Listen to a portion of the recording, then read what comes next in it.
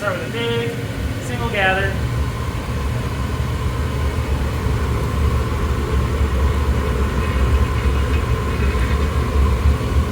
Or a really, really small double gather. Make sure you don't get too much glass. Then I'm going to do a low angle roll, squeezing the glass off of the end of the pipe into a nice long cone shape.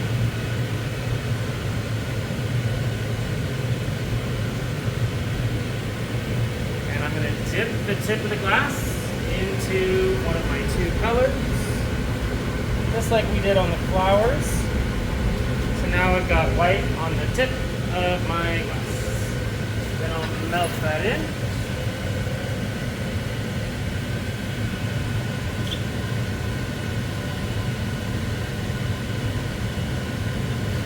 Then I'm going to dip the tip into my second color. And now I've got purple on the tip of my glass.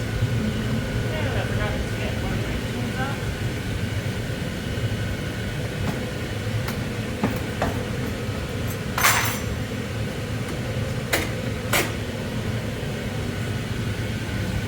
So Nick has all the tools.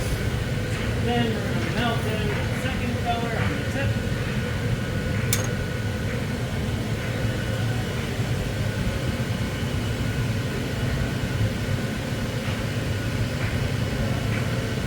And once it's melted in, I'm going to head back over to the marver. And I'll do my low angle roll again to turn this into a cone again with the color on the top, or on the tip, and with the sides in a nice straight cylinder like that.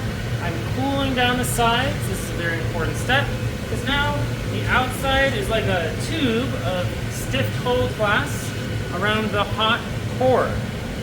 And with the center hot and the sides cold, if I poke into the center here, I can have a little cusp created, and the sides stay stiff, keeping it longer and more controlled, right? If I didn't cool off the sides, then the whole thing would have squashed instead of poking a line into the center.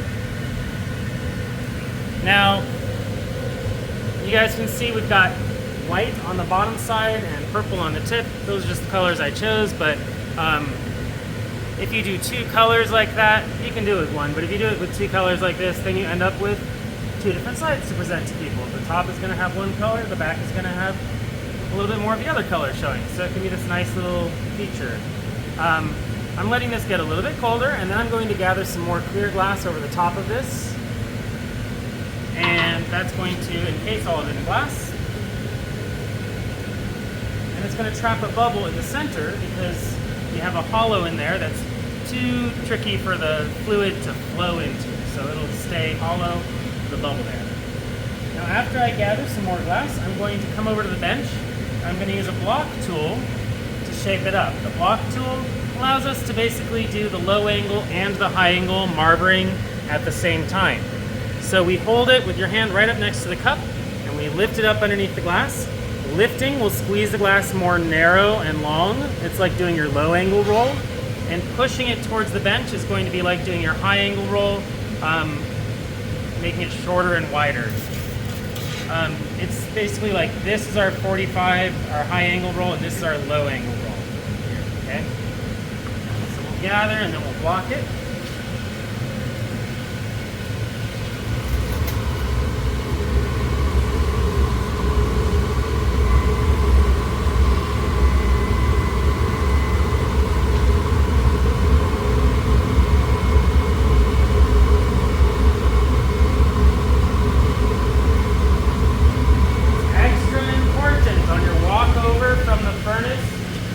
Bench to have this pointing a few degrees downward, because if you're pointing it upward at this stage, all the glass on the end is going to fall back onto the sides, and instead of getting a nice lens on the tip to feature this pretty color pattern we've done on the inside, you'll end up with it just kind of bare on the tip and magnifying it in a weird way. What part are you pushing your block against? I'm lifting upward, and I'm constantly making little evaluations about where I want to apply pressure, adjusting the angle of my block this way, and where I put the pressure to control how this shape comes out. Now it's really important with the block, as with every single other tool, not every single tool, but with most of our other tools, that if you're going to touch it to your glass, you need to make sure that the glass is on center, so the center of gravity of the glass should be down the center, and you need to have it moving anytime you're touching the block to the glass. If you pause, it's going to leave scars on your glass, so don't pause. If you're going to pause when you change directions, lower the block down so it's not touching, and then lift it back up once you've started turning the other direction again, okay? Usually it's okay to go like 1 or 2 rolls down the rail, and then you want to dip your block to get it wet again, otherwise it's going to be too dry. I'm going to heat this up and we'll do that again. Get a little bit tighter shape in there.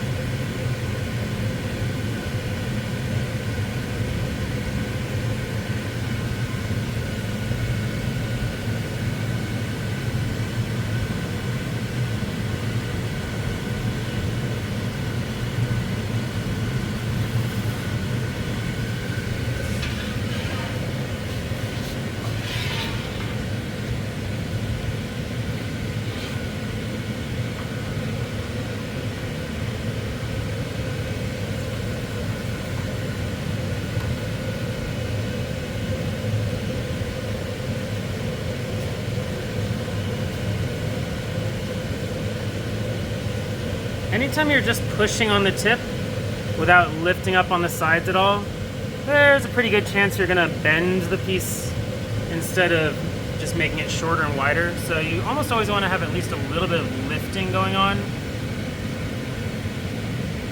Sometimes you lift and push, but always a little bit of lift. I'll do that one more time. It's not quite round.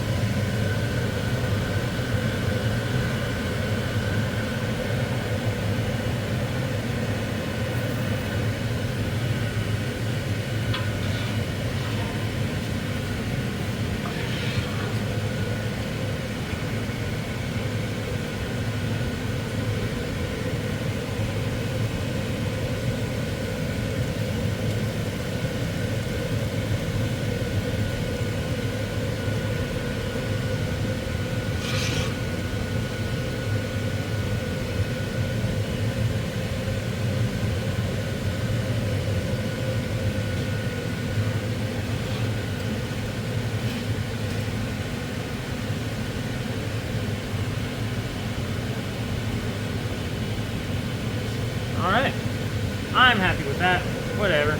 Next, once we're happy with how symmetrical the shape is, oh, I forgot one more thing.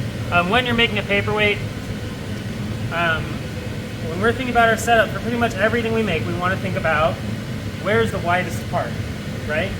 So with the ducks, we wanted the widest part to be the hips of the duck, right? Just past the end of the pipe. With the snowman, the widest part is the hips of the snowman, just past the end of the pipe. Paperweight, same thing. When we're doing our jackline, the jackline's a lot easier to get nice and even and in place if the widest part is past the end of the pipe. So if your blocking puts the widest part of the glass back here, we got problems. That's not what we're looking for, okay? You want to be lifting in a way that squeezes the glass out past the end of the pipe. So next, I'm going to be putting my jackline in here, just past the end of the pipe.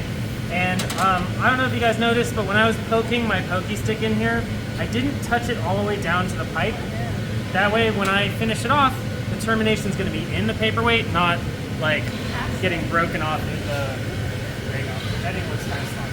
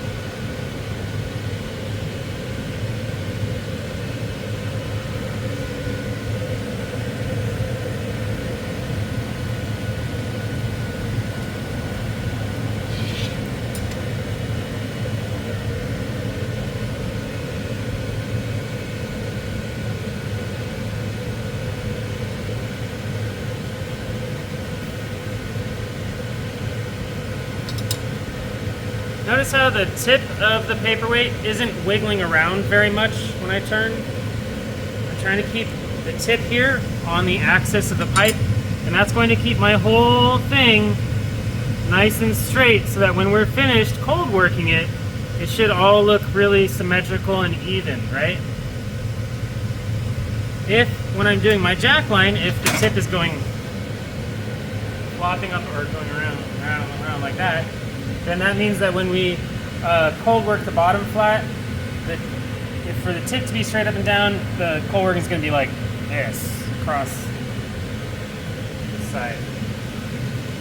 Just like always, we've done a jack line that's about 3/4 of the width of the moil. Letting it cool a little bit.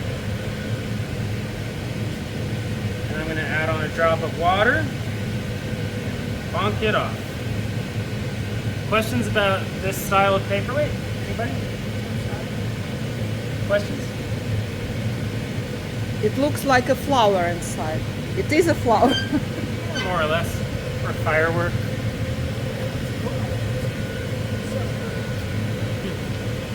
Well, I don't have tweezers. So I'm going to go to the other bench to break it off. No, let's use these, whatever, I don't care. You can use a drop of water. I'm cheating.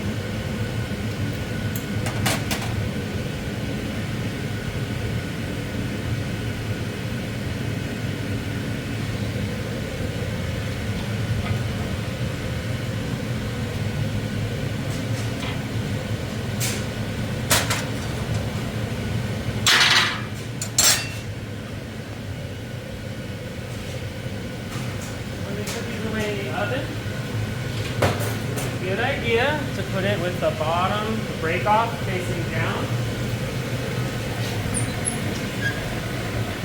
If the break off is not facing down, then whichever side is facing down tends to pick up a little bit of texture from the kiln, which can make it a little bit funky. We don't like that, right? So, questions?